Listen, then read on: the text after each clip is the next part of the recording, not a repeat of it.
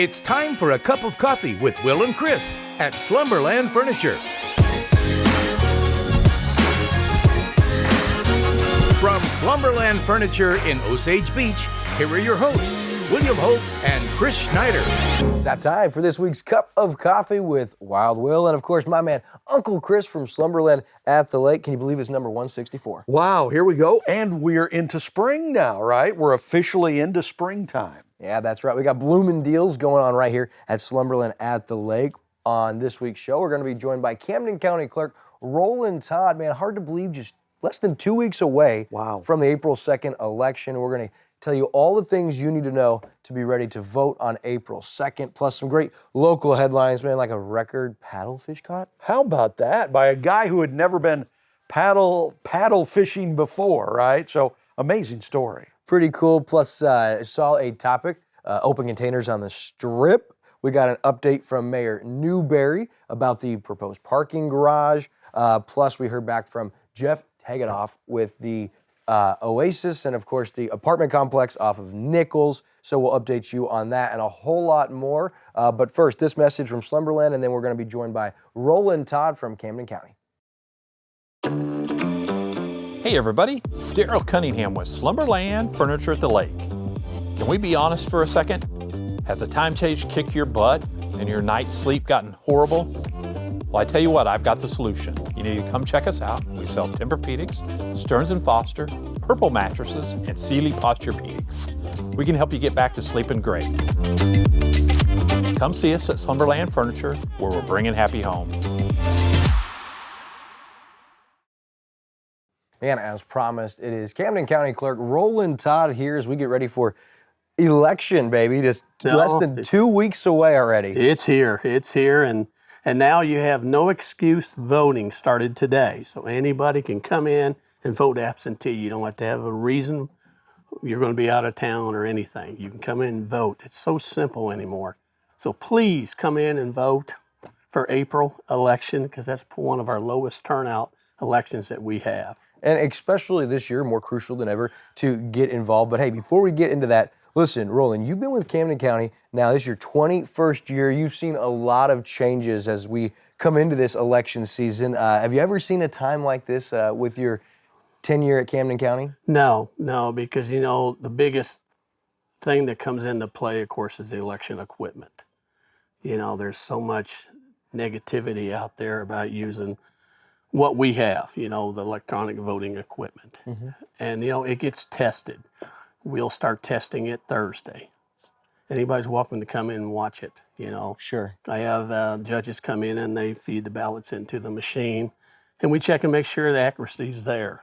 So, I haven't, and it's going to get worse as this year goes on. Sure, especially considering the last 6 to 8 years of what's going on at the national level. Right. There's so much distrust and lack of knowledge surrounding that. But hey, so this April 2nd, like I said, less than 2 weeks away, it is the general municipal election. And then we've got a primary in August and a general in November. And so for me, I even struggle to keep up with it. And so somebody watching, maybe they've never voted, they want to get involved. Can you give me a quick synopsis of the difference and significance of those three elections? Well, April is for everything that's not federal or state or county, is really what it is. Schools, fire districts, ambulance districts, water districts, city races, everything's in April.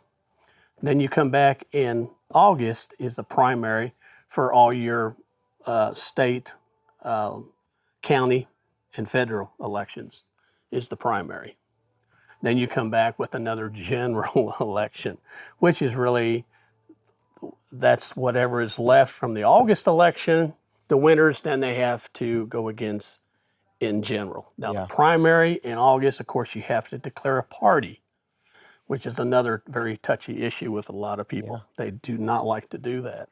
But unfortunately, by law, you have to do that. The general election will have the Republican and Democrat on the ballot. And if we have a Constitution or a Libertarian Party, they'll be on the ballot too. Yeah. But that's really the difference of the elections. Very good. And so as we get into April 2nd, I'm looking at the sample ballot, which you can find right now online at camdenmo.org. They make it really easy. We'll touch more on that. But as I look at some of the things like school board. You talked about some of the levies from the fire protection districts and stuff. Right. I mean, these are super important issues that sometimes people don't exactly understand the significance. So how important is the April general municipal election? You know, I put it as this too. You know, at the federal level, do you ever get to go walk in and meet your representatives? You don't. Right. The local races to me are so much more important because you can go in, you can sit down, you can visit with them, you can gripe at them, you can praise them, say they're doing a good job. To me, that's why April elections are important, because you can go one-on-one with them and explain why you're mad or why you're happy. And the cost. You got to remember, these people are paying to put this on the election so you can vote on it. And some of the costs is like, I'll use Camdenton School. You know, it's $16,000. Wow. You know, that's a lot of money. Now, they'll get a refund back, because I always bid high. You know, you have to estimate high. I'd rather give money back than to ask for more money. At the end, right? But yeah, please, I can't stress the importance of an April election. I average it's about 14%. 14% turnout, and I know Yeah. we'd like to see that number grow. So some of the things they need to know going into the April 2nd election. I know that we're past the point to be registered if you're not already, but you do want to probably find out, am I registered? And there's ways that you can do that with Camden County. Yeah, all you have to do is call the office. You know, it's 573-317-3890. We'll pull you up. We'll tell you if you're registered to vote. We can also tell you where your precinct's at. You can also go online and find out all this stuff. Now, a person needs to remember a sample ballot covers the whole county. Not everybody gets to vote on everything. Right. We get some wondering why they can't vote on a school bond, but you got to be in that school district. Right. So, but no, anymore, it's so simple now to find out the information. The website is out there. We try to update a lot. The girl that works in my office does a terrific job on it. I mean, she's constantly putting stuff on it. Yeah, very good. And you touched on, you want to know your precinct. And for you guys, there is a new precinct on HH that's more convenient, it seems, for people to get to. Yeah, in the past, at least one election on what we call the big year, which is this one, we always seem to have to move. This year, we went ahead and decided to move that polling place to the POA on HH, which is right there on HH. We were using the lodge, which has worked great. We're going to use that now as a backup. Yeah. So HH, POA, access is right there, more parking, more room, for the parking. And that will be a busy precinct. Very good. And another thing we talked about was you want to check out your candidates prior to going into the election booth. And so on your sample ballot, you can see those, but there's other ways. And I was going to ask you, from your position, what are some things you'd love to see the community get behind as far as helping the voters get to know their candidates? I would love to see a website that people can, we can't do it. The county clerk cannot do it because Right. we can't get behind any issue at all because we can't look like we're favoring one over another. I'd love to see somebody do a website where they can give the information on these candidates. Yeah. Because right now, I don't know of any. I know Studio T has done it historically for certain elections. I know they possess the knowledge, but I'd love to see that as well. And you talked about not just this election coming up on Tuesday, April 2nd, but the August election. You can register online on this website. Check that out. And I got to tell you, Roland, CamdenCountyMo.org, you click on departments and you go right to County Clerk. All of this is there from the map with your precinct. You guys have done a great job. And if people are watching, what's the one thing you want to end with as far as getting people out to the voting booths? It's up to you all to get out to vote. We can't force you to vote. We get asked all the time, well, why is our count so low? But I can't lead people to the polls. Right. I mean, I wish I could do that because the importance, and it's part of my job. Yeah. Voting is a very important part of the county clerk's office. And I just would like to see people get out and vote. Applaud you guys for the work you're doing because you have made it incredibly easy. I learned a lot by ciphering through the website and looking at all those helpful links. So make sure, one more time, CamdenMo.org, click on departments, Camden County Clerk, Roland Todd. I thank you so much for your time. Oh, thank you. Thank you for having me on this. I was tickled to death when we talked. I was glad that you agreed to it, and I was like, man, why haven't we had John before? And I can promise you this, we're certainly going to have you back again soon. Because we need to get the word out. You know, people just think I probably sit behind the desk all day. I know that's Which, unfortunately, is probably what I do a lot. I know you're working in your 21st year. Keep it up. Roland Todd, Camden County Clerk. We'll be right back with the rest of Cup of Coffee after this. Hey, I'm David. When you come to the lake, you're not here to sit on a boat all by yourself staring at the sun till you go blind. There's a whole world of places to go, people to see. Someone's got to know where all the fun is, right? Welcome to Weekend at the Lake. Whether it's a street party, a concert, a charity event, or somewhere to spend time with your kids, buddy, I've got you covered. Weekend at the Lake. Because you're not here to be bored. Only on Lake TV. And excited to announce his partner with Millstone Marina and RV Park in Graveway Mills and Lori down O Road. They're the new title sponsor of Weekend at the Lake. And man, first week last week underway, second week airing now, getting ready to air. Pretty great show, excited about that. You can catch David Leatherberry with the Weekend at the Lake every Thursday through Sunday here on Lake TV. And you don't know how much David loves doing that show. I mean, he gets so fired up. I mean, it's just amazing. Does a great show. So, be sure to be tuning in to Weekend at the Lake because it is great. Did you watch week one? I haven't seen it yet, no. It was really funny. You need to watch it. It was really good. All right, so as we move on, I did see crazy headline, and it was actually on St. Patrick's Day of all days. Yeah. But Kansas man catches the world record paddlefish right here at Lake of the Ozarks. How about this? So on his very first snagging trip at the Lake of the Ozarks, guy's name is Chad Williams, said he'd never even seen a paddlefish in his life, right? Didn't even know what it was prior to Sunday's fishing trip. He said, I was lucky enough to get invited out to snagging with friends. He said, I'd never been snagging before, never seen a paddlefish, didn't even know what it was. So Williams and his friends hadn't been out very long, and he snagged something big. He was thinking, I was really weak or something was going on because it took me so long to get this fish in. He said, my body was aching, and after pulling it in, they thought maybe they had something special, right? So Bigfoot? Yeah, pretty much, man. This fish weighed 164 pounds and 13 ounces. Over 164 pounds, that smashed the previous state record of 140 pounds. I beat that by almost 15 pounds. Oh, 25 pounds. Wow, 25 pounds, and it surpassed the world record, which was 164 pounds, and this fish was 164 and 13 ounces. So a new world record set right here at the Lake of the Ozarks. Chad Williams, bro, never go fishing again. Wow. Okay, that's it. That's the cream of the crop. You've done it all in his very first. He mentioned I was lucky enough. You could probably chalk that up as potential beginner's luck. But hey, this is what it's going to do, because people now know that Lake of the Ozarks potentially has these size beasts swimming below. I know. Does it make you want to go swim in the lake like right now? It makes you a little worried sometimes, doesn't it? Hey, you know, and the wife and I, a few years ago, we were sitting out on the deck looking at the water, and I could have swore I saw a dolphin jump out of the water, right? I mean, it was that big, and I told somebody, and of course, most people laughed at me. I'm laughing. But somebody said, that was a paddlefish. Okay. Because they kind of look, and they're that big. Massive. It was unbelievable. But you don't catch them by a lure, you snag them. So you're like dragging a hook through the water, and you just get lucky if you snag one of them, I guess. Yeah, congratulations to Chad Williams.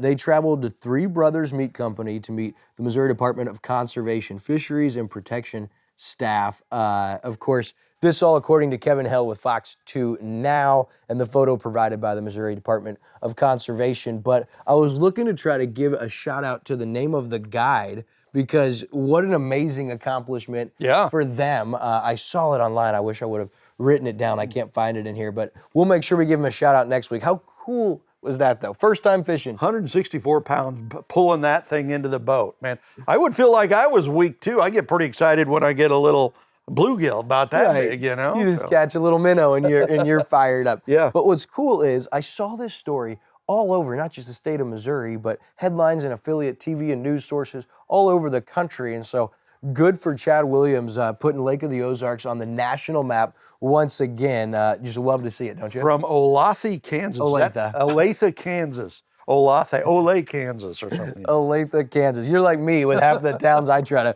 pronounce. All right, so another controversial topic. We've had a lot the last few weeks, but a new bill in the Missouri House of Representatives could let Lake Ozark establish the Bagnell Dam Strip as what they deem an entertainment district, Yeah. which would mean visitors would be free to carry open containers of alcohol outside of drink serving establishments. Now, this was started by business owners down on the Strip, said Jeff Abbasi, the president of Regional Strategies LLC, who was hired by the Lake Economic Alliance for Development, which I'm not sure what the Lake Economic Alliance for Development is, but he went on to say these people have one thing in mind, and that's to spur development on the Strip. Now, it's not unheard of in Missouri.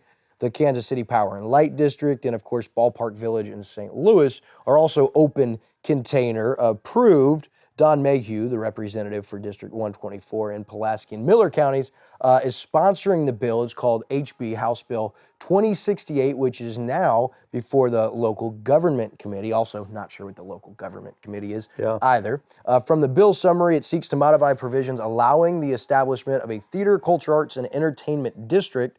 This would apply to certain counties and cities within those counties. Upon enactment, the authorization would apply to any county bordering the Lake of the Ozarks. Now, Abbasi said the city of Lake Ozark supports the resolution, and they're going to work closely with the city. You see this on the Strip with Bike Fest and the street party. Yeah, they but- already do this for those massive events, apparently. So this would be for, I guess, any time the businesses Yeah. were open. Now, all of this according to Lake Expo's article, and they put out a voters poll, right? And I voted in it so I could see the results. And as of Tuesday morning, March 19th, it was 67% yes and 33% no.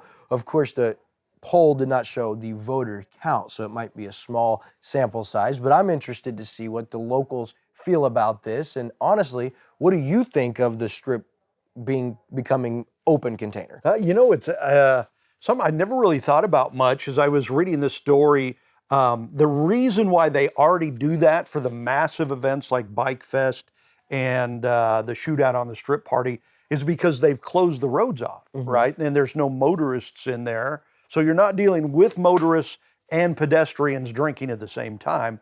So the question is, would that still be safe? And I'm not quite sure what the answer is to that. It sounds like the locals are for it.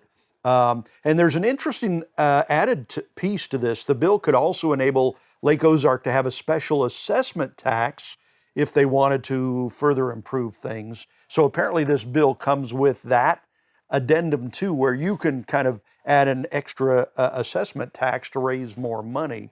So that would be interesting if it opened that door too. Yeah, and I'm not sure how to feel about it either. It does seem almost potentially risky because of the Strip. It is so heavily trafficked. I mean, you have a lot of people just traveling through, they're not stopping. Yeah. And so does that open up potential risk having open container outside businesses?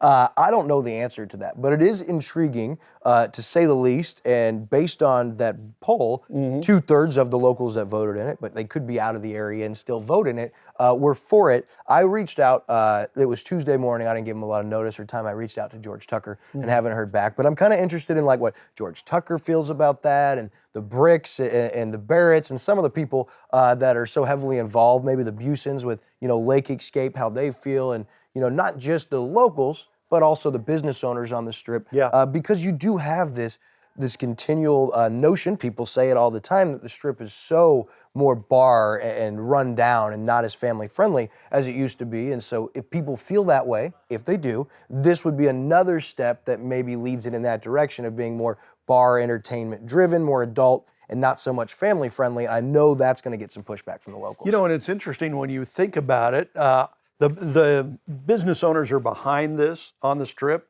it sounds like. But when you think about it, right now, other than during Bike Fest and Shootout on the Strip party, you've got to stay in that establishment and drink, right? You can't go outside. So are some of these businesses going to be losing money because you go someplace, you buy a drink, and then you leave, you go out, you're not staying there for 2 or 3 drinks, you're gone, you're leaving, you're going somewhere else. So interesting to see how that's going to turn out. Sure, it's kind of a two-edged sword. I could see it going both ways. All right, so last week we talked about the development, the Nicholls apartments off of, or the apartments off of Nicholls. Right. And it looked like there was some delinquency. We said there was on payment, and I reached back out to Jeff following our break of the story. Of course, you saw Expo came out with a story the next day as well, and I just asked him if there were updates. Jeff Tegetoff, the developer. Yeah, Mr. Tegetoff, the developer, and he said exactly, very forward, very transparent, that he wired funds to the dispersing company on Friday, March 8th. Checks were picked up Monday, March 11th, cleared out, and another wire was sent to dispersing company on March 15th. Now, I mean, he gave great details and was very transparent. He's meeting with Thomas Construction this week, he tells us, to work through these scheduled updates and the remobilization of the project. Now, I asked the question following our last week's story if maybe the cash he's had to put forward to acquire the timeshare weeks could contribute to him being delinquent on the construction of the projects of the Nicholls apartments. And he said, I have no comment on the timeshares right now, besides there is communication with the board attorney, which is positive, and the 2 projects are non-related. So he wasn't really willing to say, yes, that's what happened. But I did hear from a few people, and I had that thought, you had that thought. Yeah. Did the money to acquire all these weeks of these timeshares lead to the delinquency and payment to the contractors? So he did say, I would expect to have an update for you on the timeshares after their March 28th annual meeting, and there's nothing to report until then. So I'll continue to be diligent, reach out hopefully to the city of Osage Beach, see if they know of a resolution, and continue to reach out to the contractors.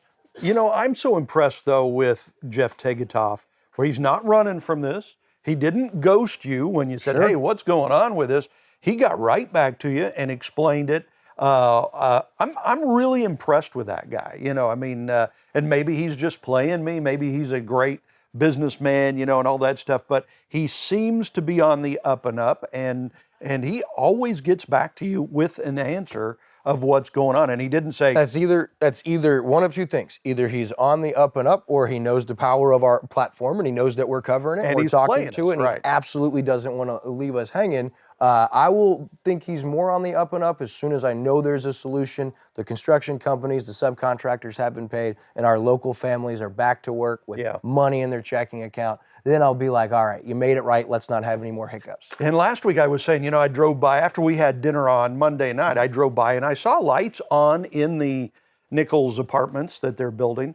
And ever since, I haven't seen those lights back on. So it has been shut down. And it looks like, as he alluded to, that he is meeting with Thomas Construction to work through schedule updates and the remobilization. So hopefully there is a solution in play. We'll continue to push and hope to keep you guys updated on that. So another story from last week, the proposed parking garage, in Lake Ozark, public partnership in the city of Lake Ozark, proposed by Mayor Dennis Newberry. And we were rather vocal. I was rather vocal in believing it to be a conflict of interest. And Mayor Newberry, Wednesday morning before our story aired, came out with his Facebook post you see here, listing public-private partnership, tax increment financing, transportation development district, community improvement district, boating infrastructure grant, and others are all vehicles that could be used to enhance and attract redevelopment of the Bagnell Dam Strip. Sure, they all could be. Every single one of those comes with red flags as far as you ask me, especially with the way it was painted. And the amount of local support and people excited about this, and great job.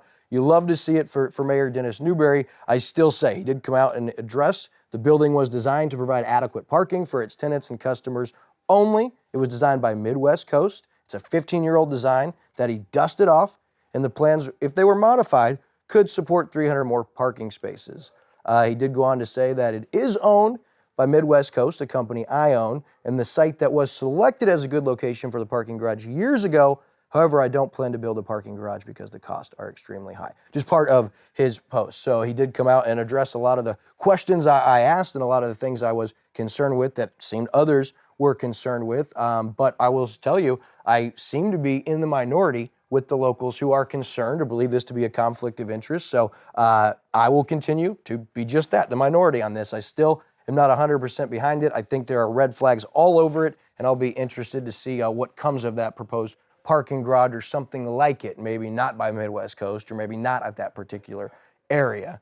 But the cool thing is, after our story broke, we did see City of Lake Ozark announce their two-part process of the repavement of the roads in the City of Lake Ozark, which was met with overwhelming popularity as we said, what about the roads? And they said, well, hey, hold my beer. Look, we're already handling the roads, Will. Here we So go. you happy now? And I'm like, well, yeah, I'm happy about the roads, and so are a lot of locals. So we always give kudos where it's due. So good job, City of Lake Ozark, on moving forward with that project. Yeah, absolutely. There's a lot going on in Lake Ozark right now. You talked Sure, about man.